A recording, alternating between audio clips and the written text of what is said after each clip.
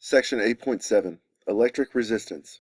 So the electric current that you have in a wire depends on the amount of voltage across the wire, depends on the potential difference that's applied across the wire. But it also depends on the electrical resistance of the circuit itself. When we talk about electric resistance, we measure resistance in what's called ohms. The resistance of a material depends on what it is made out of. So the length of the material, the thickness, and what type of metal it is or what type of conductor it is determines how much resistance there is. Resistance is essentially a property of whatever substance there is. For example, an old incandescent light bulb, one that has a little wire in it, they don't really make them anymore, has a resistance of about 100 ohms. A toaster has a resistance of about 20 ohms. The temperature of the conductor can also influence the resistance of the circuit. Generally, higher temperature implies a greater resistance. As the material gets hotter, the resistance goes up.